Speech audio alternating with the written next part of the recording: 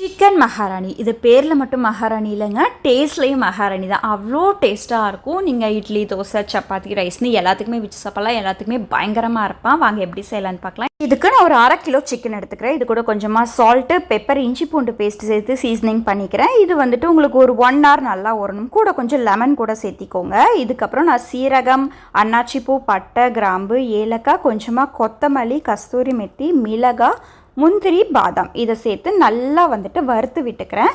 இது நல்லா உங்களுக்கு கலர் சேஞ்ச் ஆகி வறுந்து வரணும். அந்த அளவுக்கு நீங்கள் வறுத்துட்டு இதை ஒரு மிக்சி ஜாரில் போட்டு நான் நல்லா பவுடர் பண்ணி எடுத்துக்கிறேன். இது ஒரு ஓரமாக இருக்கட்டும். இந்த டைமில் நம்ம நல்லெண்ணெய் சேர்த்து ஆல்ரெடி ஒரு 2 பெரிய வெங்காயத்தை நான் நறுக்கி வச்சுருக்கேன். அதையும் சேர்த்து நல்லா வறுத்துக்கோங்க. இது வந்துட்டு உங்களுக்கு நல்ல கலர் சேஞ்ச் ஆகணும். அந்த அளவுக்கு உங்களுக்கு வந்துட்டு வெங்காயம் வதங்கணும்.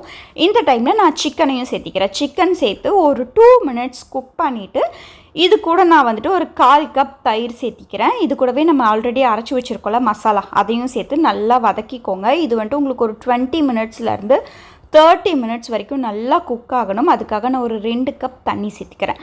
அதையும் சேர்த்து ஒரு மூடி போட்டு நம்ம வந்துட்டு ஒரு 20 to 25 minutes மாதிரி குக் பண்ணி எடுத்துருக்கோம்.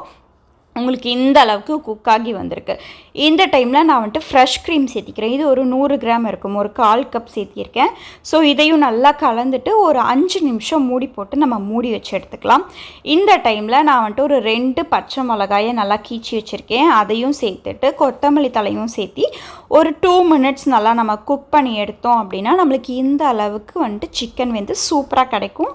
அவ்வளோதான், நம்ம சிக்கன் மகாராணி ரெடி. நீங்களும் வீட்டில் ட்ரை பண்ணி பார்த்துட்டு எப்படி இருந்துச்சுன்னு கண்டிப்பாக கமெண்ட் செக்ஷனில் சொல்லுங்கள். இது மாதிரி இன்னும் நிறையா ரெசிபீஸ் பார்க்குறக்கு நம்ம சேனலை கண்டிப்பாக சப்ஸ்கிரைப் பண்ணிக்கோங்க. தேங்க்ஸ் ஃபார் வாட்சிங். Bye bye.